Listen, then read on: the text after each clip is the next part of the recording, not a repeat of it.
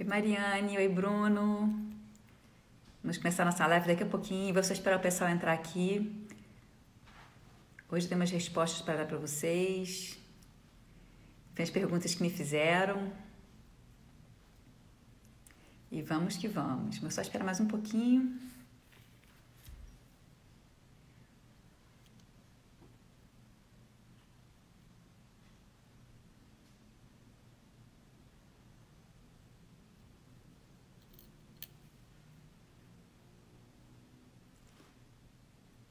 Júlia, querida. Outra Júlia, querida também. Hoje eu vou contar mais novidades para vocês aqui. Espero que vocês gostem. Na verdade, vou responder 4 perguntas que me passaram. Mas eu achei interessante. Acho que são coisas pertinentes.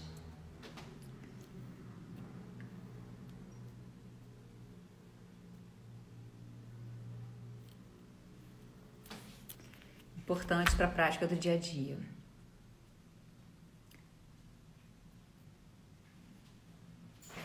Bom, vou começando devagarinho, né, para as pessoas que já chegaram não ficarem esperando muito. Tem 4 perguntas, gente, que me fizeram aqui. Vou ler para vocês. A primeira pergunta, que eu achei bem interessante, que é bastante comum, a dúvida em relação a isso, são 2 perguntas de esportiva, uma pergunta de clínica e a outra mais geral. Será que quando a gente for prescrever no esporte, né, a gente precisa fazer um plano alimentar cada dia?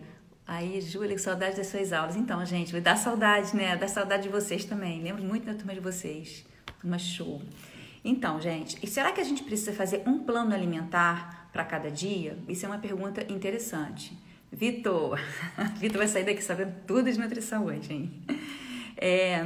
Qual o melhor horário? Tem outra pergunta. Qual o melhor horário para ofertar carboidrato? Isso é uma pergunta menos comum, né? Geralmente as pessoas perguntam qual é o melhor horário para ingestão de proteínas. Então, eu achei interessante essa pergunta.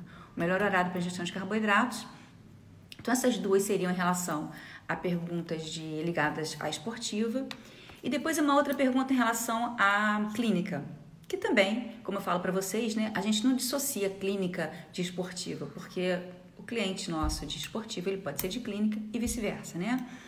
Então, qual o impacto no organismo de um diabético quando ele se alimenta, quando ele recebe um alimento, entre aspas, proibido, entre aspas, inadequado? Então, a gente vai discutir um pouquinho sobre isso.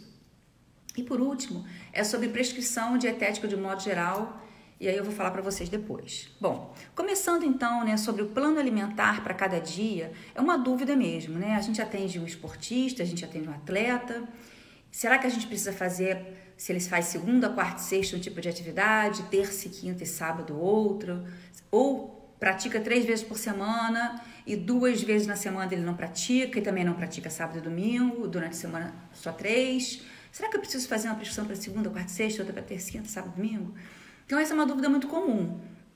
Então, gente, como eu sempre falo para vocês, né, que meus alunos em sala de aula, eu sempre costumo falar, essas respostas dependem muito, né? Então, se a gente está falando aqui de um atleta de alto nível, ou mesmo de um atleta amador, né, que a gente tem muitas pessoas assim, né, que hoje em dia, com esse aumento do interesse na performance, também na estética, mas muita gente interessada na performance, né? Então, é aquele atleta amador, aquela pessoa que está sempre querendo superar os seus próprios desafios.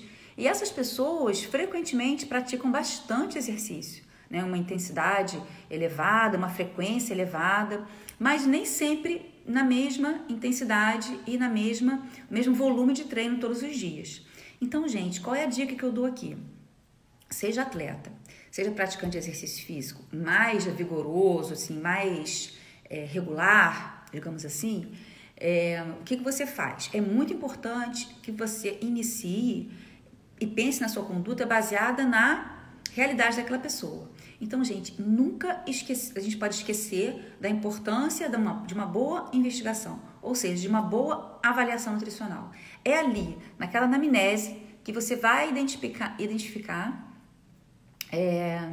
Alex, ali que você vai identificar na sua anamnese criteriosa qual é o perfil daquele cliente. Porque se de fato ele tem uma tendência lá a ser mais um atleta mesmo de alto nível, ou um atleta que não seja de alto nível, mas um atleta que faça oscilações muito grandes de volume de treino e também de intensidade, talvez sim você precise fazer esse plano alimentar específico para determinados dias. Às vezes, gente, até 2 e mesmo 3 planejamentos para uma mesma semana.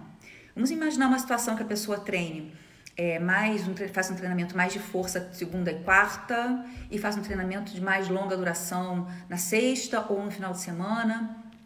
Então, muda muito, né, a demanda energética de um dia para o outro. Por isso, quando você pedir para ele esse registro alimentar previamente da consulta e também o registro de atividades, colocando ali a intensidade, a duração, o tipo de atividade e também como ele se sente naqueles treinos, isso é fundamental para você. E aí você fica com mais noção da verdade, dessa rotina dele, né, de treino. Então, quando for você identificar uma diferença de gasto energético muito grande de um dia para o outro, justifica-se sim fazer mais do que um plano alimentar. Só que isso não é a coisa mais comum, vai depender muito do perfil desse cliente, tá? E como é que você vai identificar? Agora que está o segredo, né? Como é que você vai identificar esse gasto energético tão diferente de um dia para o outro? Gente, eu falo que, né, que eu gosto muito de utilizar o equivalente metabólico, que é o MET, né? Que a sigla é MET, para você conseguir estimar o gasto energético com aquela determinada atividade física. O que você precisa, na verdade, disso?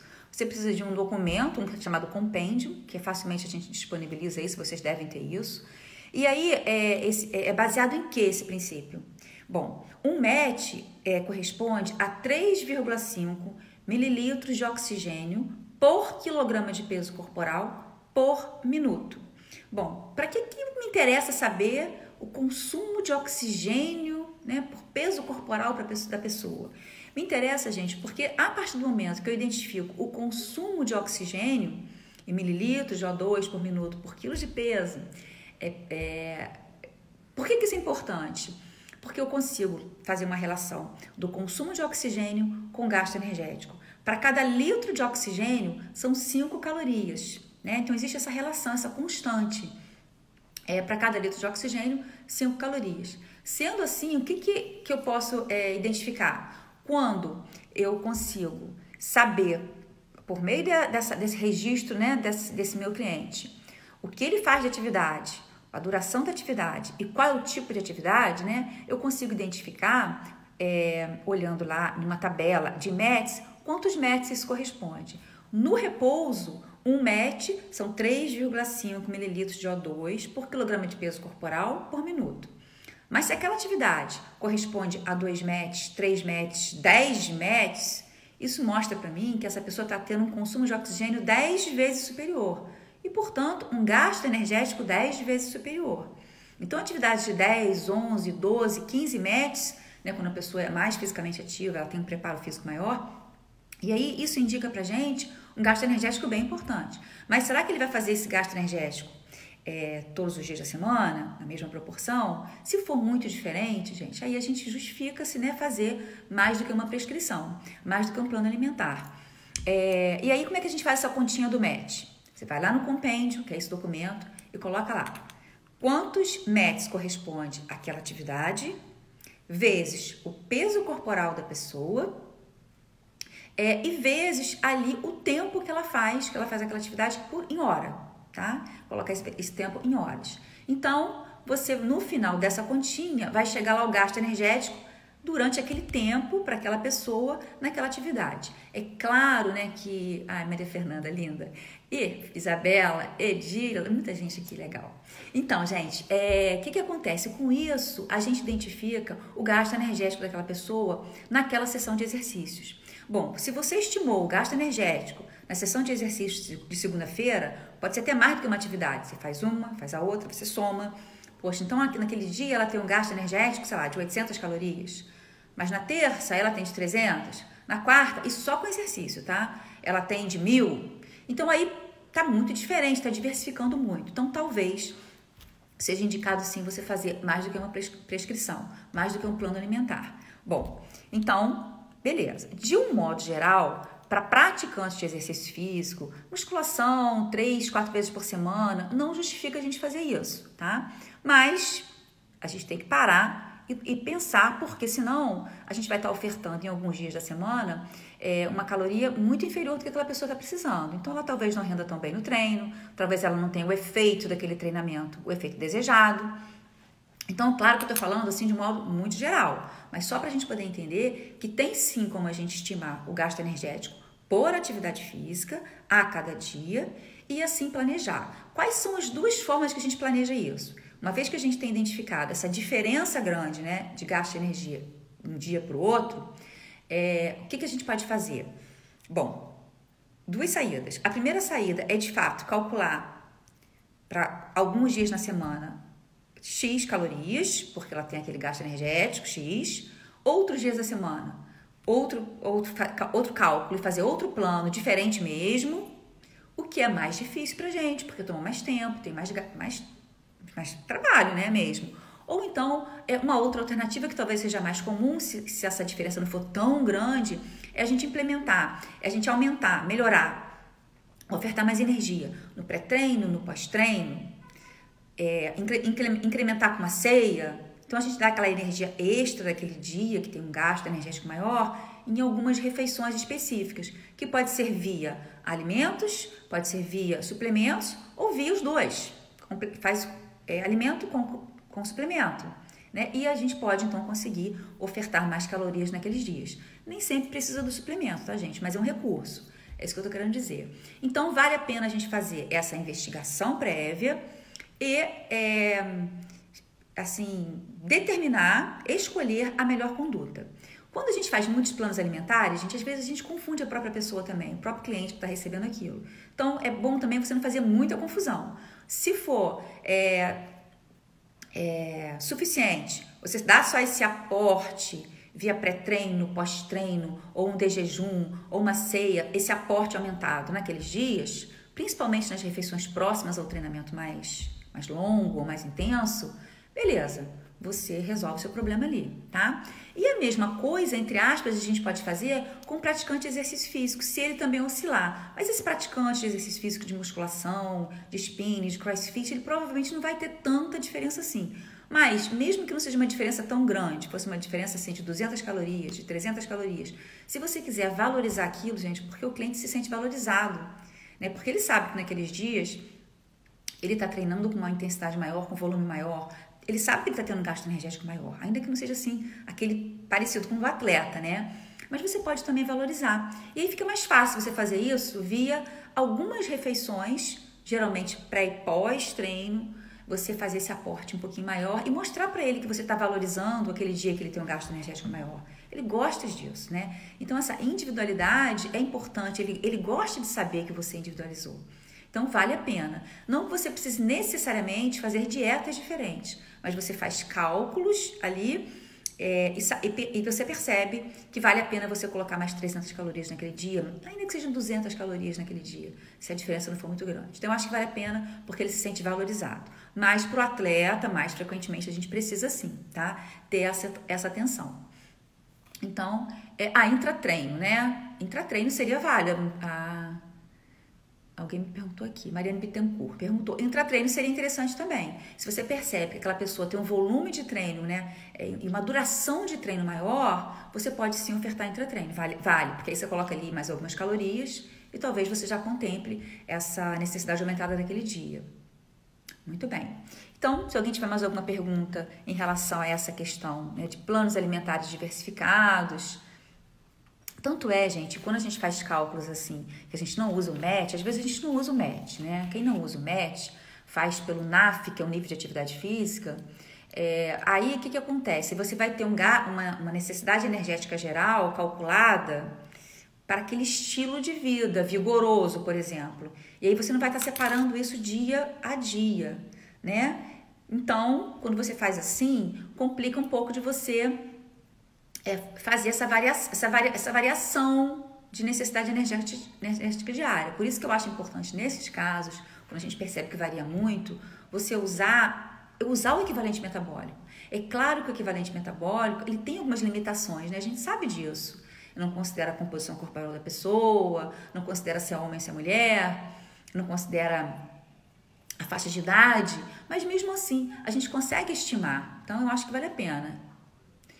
Aí a Maria Fernanda comentando ali, né? Excelente, confunde bastante dois planos. Fora que muita gente acaba se apegando a um só. É um comentário interessante.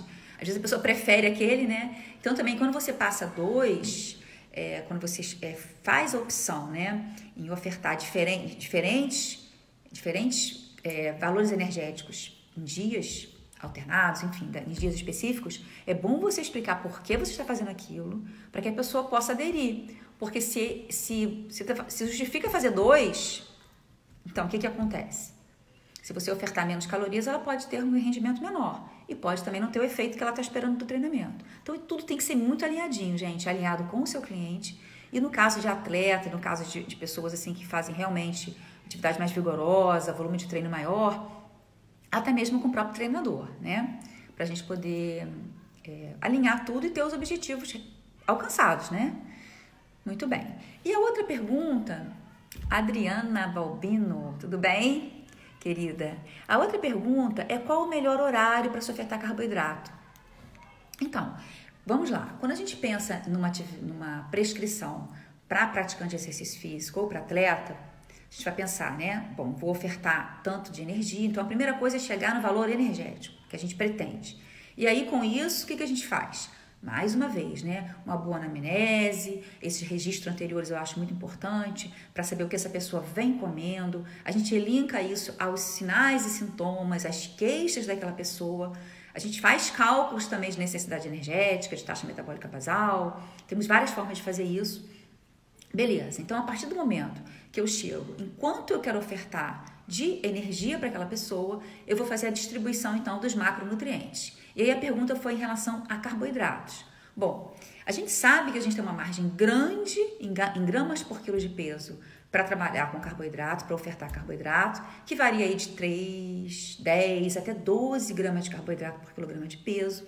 Obviamente que esses limites superiores aí são mais mesmo para atletas, né? Longa duração.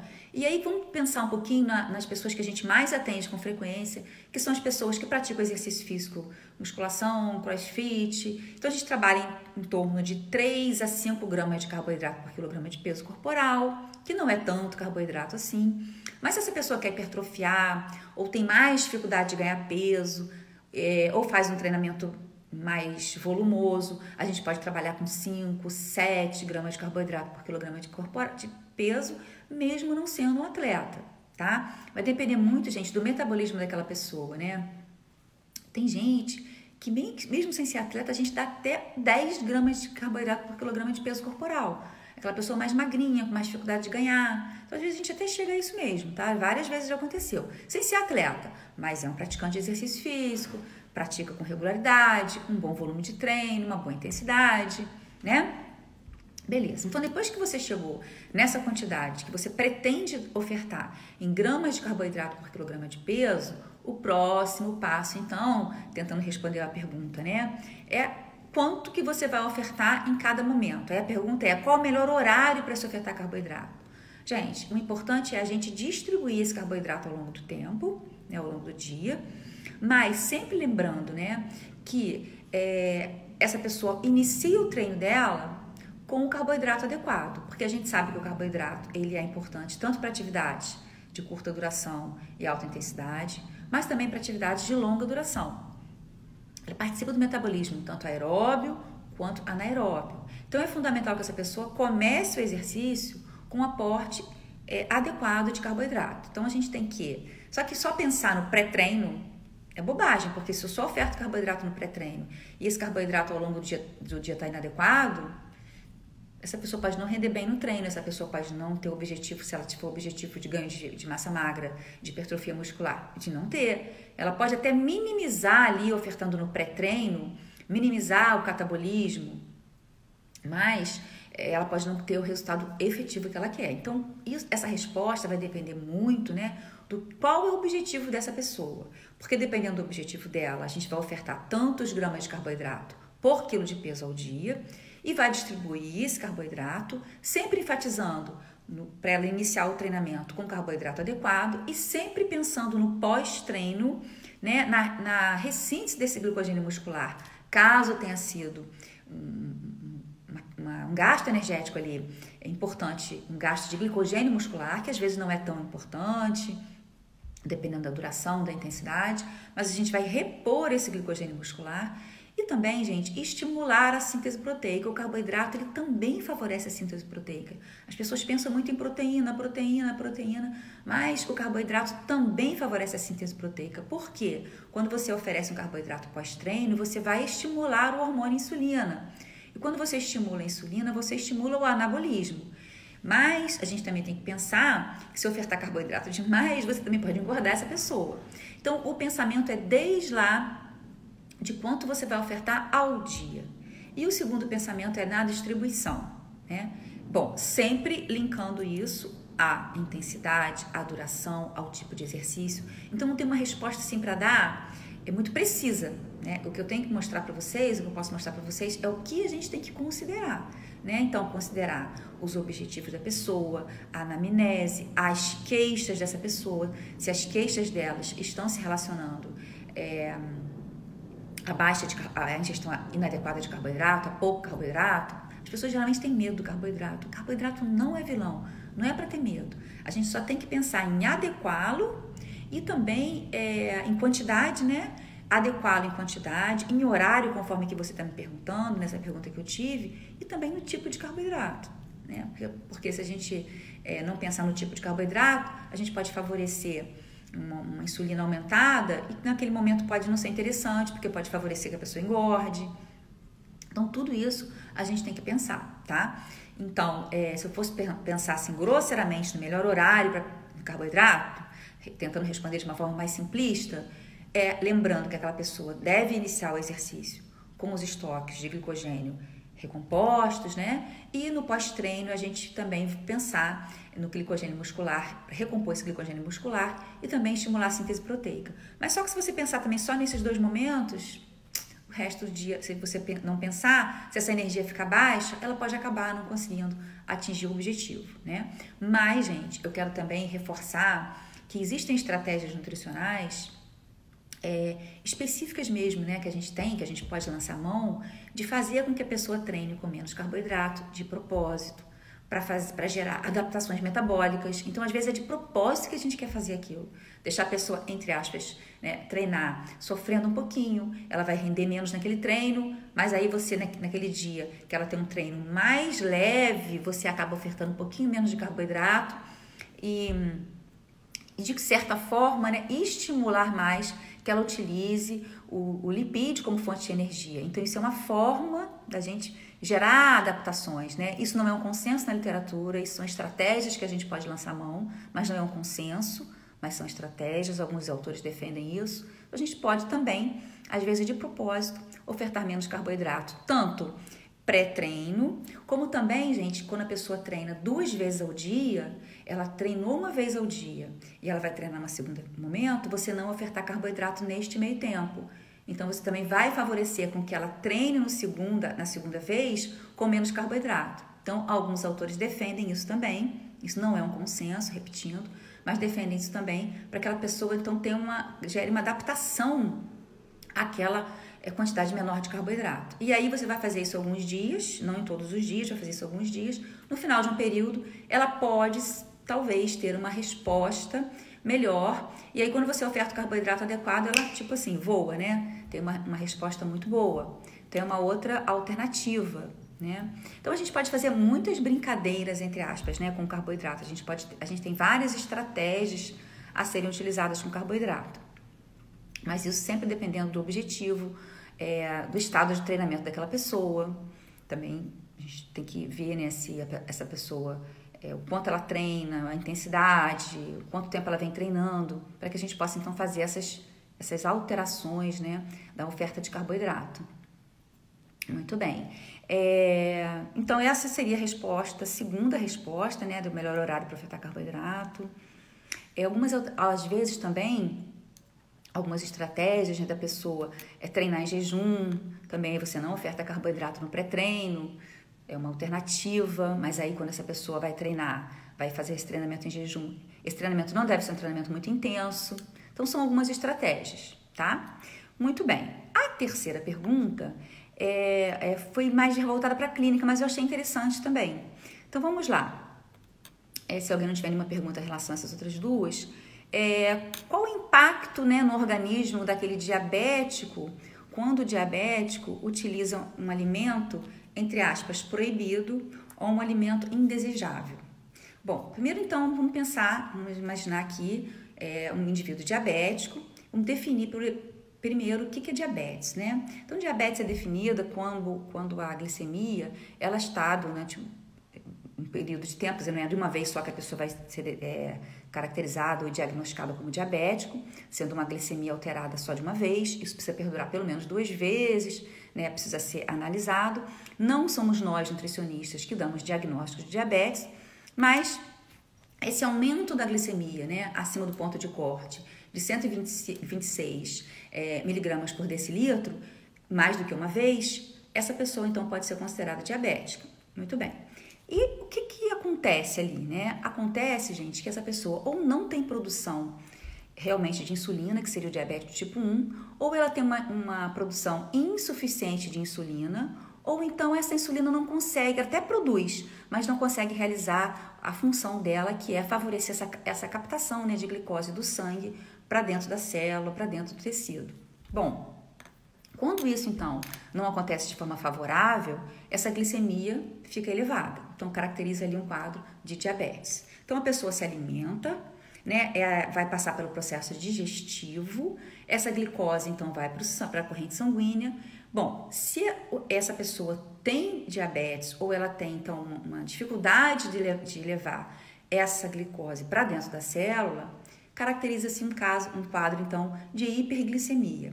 Então, vamos tentar responder essa pergunta do impacto do organismo, né, dessa pessoa. Bom, essa hiperglicemia, gente, o nosso organismo, a gente tem mecanismos de defesa, né, quando nosso organismo ele é tão perfeito que ele está tentando sempre se equilibrar, se ajustar. Então, quando a gente tem essa glicemia aumentada, a gente vai ter algumas reações no nosso organismo para tentar manter essa glicemia adequada. Uma delas é aumentar a diurese. Então, a pessoa vai mais vezes ao banheiro, vai urinar mais para tentando reduzir essa glicemia.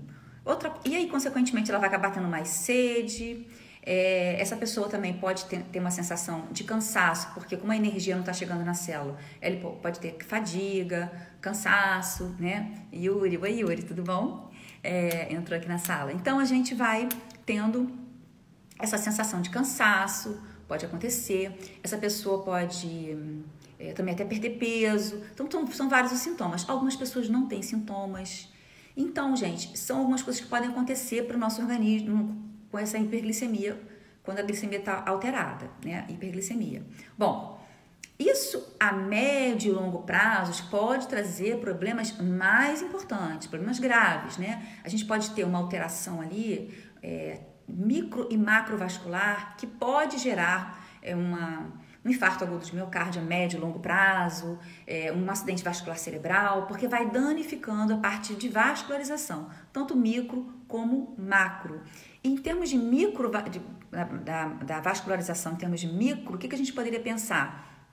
Nos rins, alterações renais, alterações visuais, alterações nos nervos periféricos. E com isso, a médio e longo prazo, esse indivíduo pode ter essas funções debilitadas, né, reduzidas, e com impacto importante na qualidade de vida, na saúde desse indivíduo. Então, por isso é importante, né, ao longo da vida, o diabético ele tem que controlar essa glicose o máximo possível ao longo de uma vida inteira, né?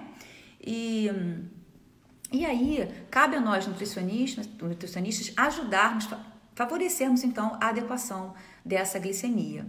Quando a gente pensa em glicose, muitas vezes, em resposta, né, da glicemia, a gente frequentemente associa isso ao carboidrato. Então, o carboidrato, ele está associado ao aumento da glicemia, principalmente ao carboidrato simples. Então, a pessoa ingere aquele carboidrato simples, essa glicemia aumenta. Então, surge aqui, né, o conceito de índice glicêmico. Então, cada alimento ele é caracterizado como tendo um determinado índice glicêmico. A gente tem, inclusive, uma tabela internacional de índice glicêmico, que é disponibilizada até na Sociedade Brasileira de Diabetes. E a gente tem essa tabela lá que a gente pode utilizar. Então, a gente vê lá que os alimentos diversos com o índice glicêmico. Ele é caracterizado, então, como tendo índice glicêmico elevado, quando esse valor é acima de 70, índice glicêmico baixo, quando esse valor é abaixo de 55, e nesse intervalo aí, índice glicêmico moderado. Como é que os autores, né, como é que a gente consegue chegar, as pessoas que chegaram nesse documento, como que eles identificaram esse índice glicêmico? Ele representa o quanto que aquele alimento, na verdade, o quanto que 50 gramas de carboidrato daquele alimento impacta na glicemia. Então, gente, olha o que eu falei. 50 gramas de carboidrato daquele alimento. Não são 50 gramas de alimento, são 50 gramas de carboidrato. O impacto que teria, então, na glicemia. Então, a gente pega, por exemplo, o pão branco, o arroz branco, eles têm alto índice glicêmico. Mas não é só o pão, o macarrão, a batata que tem alto índice glicêmico. A gente também tem alguns outros vegetais e frutas que também têm alto índice glicêmico. Como, por exemplo, a melancia tem alto índice glicêmico de 72. A cenoura tem alto índice glicêmico de 72. Aí você poderia pensar assim, né? Como muitas pessoas pensam, nossa, então o diabético não pode comer cenoura, então o diabético não pode comer melancia. Pode, gente, pode comer, porque o índice glicêmico não é uma única coisa que a gente vai olhar. Então, a gente deve olhar o índice glicêmico que está lá na tabela, né? Que a gente tem como saber, inclusive a gente tem tabelas resumidas dos alimentos mais utilizados. Muito bem, mas não é necessariamente porque aquele alimento apresenta um índice glicêmico elevado que ele não possa ser consumido pelo diabético. Na verdade, o diabético pode consumir todos os alimentos. A questão está em quanto daquele alimento, né? Quando a gente começa a colocar muitos alimentos com alto índice glicêmico juntos, também não é bom. Então, duas coisas que eu quero chamar a atenção aqui. Se esse alimento tem alto índice glicêmico, a gente pode melhorar esse impacto na glicemia quando a gente associa esse alimento a gordura ou a proteína, que vão então reduzir esse impacto na glicemia. Então, isso é uma saída. A outra saída é quando a gente pensa na quantidade daquele alimento. E aí surge então o conceito de carga glicêmica. Então, no conceito de carga glicêmica é o seguinte: quanto que eu tenho de carboidrato na porção do alimento que eu quero ofertar? Então, por exemplo, eu tenho lá a melancia, né? Isso que eu tenho decorado, que eu falo isso muito em sala de aula. Eu tenho lá a melancia que tem um índice glicêmico de 72. Então, vou lá numa tabela de composição de alimentos, vejo quanto de carboidrato que eu tenho em uma fatia de melancia, por exemplo, em 100 gramas de melancia. Então, sabe quanto que eu tenho, gente, em 100 gramas de melancia de carboidrato? 5 gramas de carboidrato. E o conceito que a gente tem de índice glicêmico é para 50 gramas de carboidrato. Então, eu precisaria de 10 fatias de melancia para ter aquele impacto, né, elevado na glicemia. Só que numa fatia de melancia, que eu vou botar lá para o meu diabético, eu tenho 5 gramas de carboidrato. Então, 5 gramas de carboidrato, conceito agora de carga glicêmica, vezes o índice glicêmico dividido por 100, que é a fórmula mesmo da carga glicêmica. E aí, eu vou fazer essa conta, olha quanto vai dar, no caso da melancia, para 100 gramas de melancia, para uma fatia. Qual vai ser a carga glicêmica? Vão ser 5 gramas vezes 0,72, que é o índice glicêmico da melancia dividido por 100, então vai dar 0,72, e esse valor vai dar 3,6. 3,6, gente, é caracterizado uma baixa carga glicêmica. A carga glicêmica abaixo de 10 é baixa, a carga glicêmica abaixo de 20, acima de 20 é elevada, e nesse intervalo é moderada. Então, se eu ofertei a melancia naquela porção de 100 gramas, eu não estou causando um grande impacto naquele organismo em termos de elevação da glicemia, porque a carga glicêmica é baixa. Então, a gente tem que pensar, gente, nessas duas questões, né, que seria a qualidade daquele alimento, que alimento é esse, qual é o índice glicêmico dele, mas também a quantidade. Por isso, concluindo esse raciocínio aqui, absolutamente nenhum alimento é proibido para o diabético. Então a gente pensa muito, né, que o diabético é proibido de ingerir açúcar. Ele não é proibido de ingerir açúcar. Ele até poderia ingerir açúcar. A gente não prescreve açúcar para o diabético, porque a gente sabe que o açúcar, ele, assim como outros alimentos também, tem um impacto na glicemia, mas além disso, é um alimento que não tem valor nutritivo interessante nenhum. A gente fala que é alimento que tem... esqueci o termo que a gente usa, gente. Uma caloria que não... Esqueci. Caloria vazia. É um alimento que tem caloria vazia, porque ele tem caloria, mas ele não tem nutriente nenhum. Nenhum que nos interesse. Micronutriente que nos interesse. Então, o que a gente faz nessa situação? A gente faz melhores escolhas e a gente orienta o nosso diabético a respeito disso. Mas eu confesso para vocês que a gente não vai chegar para o diabético, que já deve ter chegado um docinho, né, e falar para ele, olha só, você pode comer açúcar. Porque se ele pegar essa frase, né, ele pode ficar muito empolgado com isso e comer muito açúcar. Então, não é isso que a gente quer para ele, que a gente tem interesse de prescrever para ele. Mas o nutricionista ele tem que ter em mente que o diabético ele não tem nenhuma restrição alimentar, assim, né, nada é proibido. Né? O interessante que a gente tem que ter como objetivo é manter a glicemia dele mais constantemente possível, dentro de um valor, né, mais adequado possível. Esse é o nosso objetivo.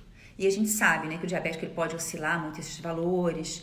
A gente sabe que alguns diabéticos utilizam inclusive medicamentos e que muitos deles se ancoram nesse medicamento e acabam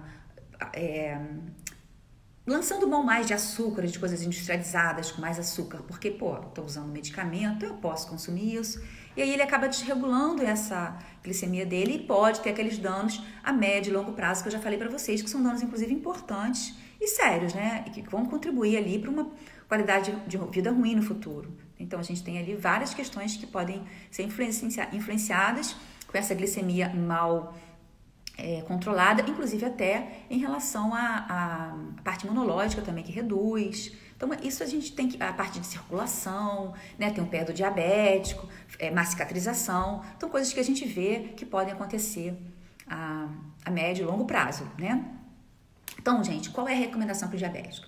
A recomendação do diabético é que ele pode comer de tudo, mas a gente vai orientar essas escolhas alimentares. Então, de acordo mesmo com a Sociedade Brasileira de Diabetes, agora de 2020, né? Aí, Rosana falando lá, caloria vazia. Realmente não interessa a caloria vazia, né? O que a gente faz com esse indivíduo que é diabético? Quais são as recomendações, mesmo de acordo com os documentos que norteiam a nossa prescrição agora de 2020? Depois vocês deem uma olhadinha lá na Sociedade Brasileira de Diabetes, que a gente tem um documento bem recente. Então, o carboidrato, ele não precisa ser restritivo, ele não precisa ser restrito. O carboidrato, ele varia, de acordo com a recomendação, de 45% a 60% da energia total. Então, algumas pessoas acham que isso é muito. Não necessariamente você pode trabalhar com 50% de carboidrato, desde que a escolha desse carboidrato sejam os carboidratos mais complexos, né? E aí você vai pensar, e é recomendado inclusive, no aumento do aporte de fibras, 20 gramas de fibras para cada 1.000 calorias ofertadas. Isso também é uma recomendação. A recomendação, inclusive, descreve lá, né, que você pode ofertar de 5 a 10% do VET de açúcar, mas você vai evitar isso, obviamente, porque não é interessante. Mas de 5 a 10% você poderia ofertar de açúcar, sendo o mínimo possível, quer dizer, podendo ficar em 5%, sendo mais vantajoso em 5%, mas podendo chegar a 10%. Se você vai ou não contar isso para o seu cliente, eu não sei, né? Mas isso é verdade.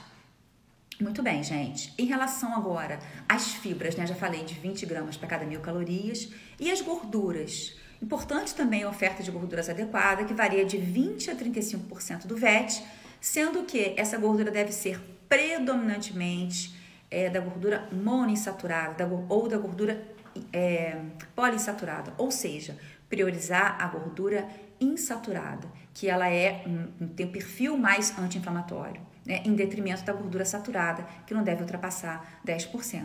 Então, você fazendo essa distribuição e valorizando, né, abacate, óleo de linhaça, óleo de girassol, oleaginosas, você valorizando, mostrando como colocar azeite, né, como que o indivíduo deve distribuir isso ao longo do dia, Isso é bom, inclusive até quando ele utilizar aquele alimento com índice glicêmico um pouquinho mais alto e associar as gorduras saudáveis, isso é interessante, né? Muito bem. E em relação à proteína? Em relação à proteína, gente, a gente tem que ver primeiro, se esse diabético, se ele for de longa data, ele já pode ter alguma disfunção renal, ele já pode ter alguma alteração na ureia, creatinina. Isso não é pouco comum, principalmente com diabético de longa data. Então, você tem que avaliar a função renal desse indivíduo, mas se tiver tudo ok, você pode trabalhar com a proteína, uma dieta normoproteica, 1 grama de proteína, mas também pode até fazer uma dieta com um valor um pouquinho mais elevado de proteína, 1,4, 1,5, que é o que a gente normalmente prescreve, né? E se esse indivíduo estiver fazendo um programa de emagrecimento, por exemplo, ou se você quiser reduzir um pouquinho mais o carboidrato, trabalhar com carboidrato mais em torno de 45%, você também pode chegar a mais próximo de 2 gramas de proteína por quilo de peso. Não tem problema, mas a gente tem que avaliar a função renal desse indivíduo. E aí você vai então fazendo esses ajustes. Aí você poderia me perguntar, mas Fabiana, por que tanta gente faz uma dieta, né, low carb, sugere uma dieta low carb para diabético? Existem essas alternativas. A gente pode trabalhar. Não é a recomendação no documento, mas no próprio documento, não só esse nacional, né, da Sociedade Brasileira de Diabetes, mas também documentos internacionais, eles colocam sempre lá pra gente que existem outras alternativas, né, de dietas com menos carboidrato, por exemplo, para o diabético. Mas o que eles também apontam é que não necessariamente elas são mais vantajosas. Porque a gente tem, por exemplo, gente, o que seria uma dieta low carb? Uma dieta adequada em carboidrato é a dieta acima de 45 a 65. Uma dieta low carb seria uma dieta com pelo menos 26% de carboidrato até chegar nesse valor de 45% de carboidrato. Então, de 25 até 45, a gente considera uma dieta low carb, é baixa de carboidrato. Mas não é uma dieta também com sofrimento, a carboidrato super restrito, não é. Trabalhar com 40% de carboidrato não é extremamente restrito. Dá para trabalhar. E uma dieta very low seria uma dieta abaixo de 26% de carboidrato. Aí já fica mais restritivo, né? E uma dieta cetogênica, que vai ser uma dieta very low, né? Muito baixa de carboidrato, com esse perfil de dieta cetogênica, que aí tem pouco carboidrato mesmo, com menos de 10% do valor energético total, e chegando ali a 20, 30, 50 gramas de carboidrato ao dia, que é pouquíssimo carboidrato realmente. Então, para quem você vai ofertar esse tipo de carboidrato? Aí tem que ver o perfil de cliente, se vale a pena ou não. Porque o que a literatura aponta, né? Quanto mais restritiva essa dieta for, mais propensa essa pessoa vai ser de, daqui a pouco, abrir mão desse tipo de prescrição e voltar a comer mais, entre aspas, dentro do padrão dela, que ela goste. Bom, enfim, aí a gente pode acabar não tendo esses benefícios tão grandes quando a gente pensa em dieta de pouco carboidrato. Mas tem pessoas que reagem muito bem a uma dieta com menos carboidrato, você vai acompanhando lá o exame bioquímico, enfim. Não é o que eu prefiro, tá, gente? Porque eu acho que o nosso padrão alimentar, né, a nossa cultura alimentar, ela é de alimentos ricos em carboidrato, mais fontes de carboidrato. O carboidrato ele tem várias vantagens, né? A fibra alimentar favorece uma microbiota mais interessante. Eu acho que vale a pena a gente pensar nesses outros aspectos, né, mais gerais da dieta, e não pensar simplesmente nessa questão do emagrecimento mais rápido ou de uma redução da glicemia mais rápida, porque a gente consegue isso também com uma dieta mais equilibrada, com um aporte mais tranquilo de carboidrato e também a questão da serotonina, dos hormônios, né, que você dá o prazer. Eu acho que tem mais condições da gente trabalhar com uma dieta mais equilibrada e trazer mais prazer para essa pessoa. Sono, e aí composição corporal, ganho de massa magra, porque às vezes fica prejudicado com uma dieta cetogênica. Então, assim, eu prefiro trabalhar com dieta com aporte de carboidrato mais tranquilos, assim, sem ser muito restritivos. Mas não quero dizer com isso que não possa abrir mão, não possa lançar mão, na verdade, de outras estratégias, tá? Eu não vou falar mal de estratégia nenhuma, porque eu acho que cada uma delas tem a sua indicação. Mas aí respondendo, né, tentando assim fechar a pergunta dessa pessoa que perguntou do impacto no organismo do diabético, então, gente, na verdade, de um alimento que não seria indicado, na verdade, não existe nenhum alimento proibido. Então, o que a gente pode pensar aqui? na quantidade, né, daquele alimento que vai ser ofertado, na qualidade daquele alimento a ser ofertado e também um fracionamento ao longo do dia, né? Porque quando a gente fraciona ao longo do dia, a gente pode até ofertar aquele alimento, mas você vai fracionar e não vai colocar tudo no mesmo horário. Por exemplo, colocar várias frutas ao mesmo tempo ou ofertar suco de frutas. Aí não é interessante. Ou um suco de frutas junto com a refeição do almoço, ou frutas junto com o almoço, já com outro carboidrato. Talvez não seja interessante. Então, esse fracionamento é mais indicado. E eu tô acabando meu tempo aqui? Ok, tem 10 minutos. Então, assim, nesse finalzinho, vou deixar aqui para alguém que tiver que fazer uma outra pergunta, porque a quarta pergunta que me fizeram aqui foi se eu ia passar alguma prescrição, se eu ia ensinar a fazer prescrição aqui na live de hoje. Ensinar a fazer prescrição, gente, eu vou saber quando? Eu vou. Mas eu vou ensinar a fazer prescrição na semana que vem, no dia 17, às 20 horas, que eu vou dar uma aula para vocês sobre nutrientes para hipertrofia muscular. Quais, quanto e quando ofertá-los. E aí eu vou sim falar um pouco de prescrição, vou ensinar mesmo a fazer a prescrição voltada para hipertrofia. Então todos estão convidados, né, na semana que vem, na quinta-feira, às 20 horas, a gente vai abordar esse tema.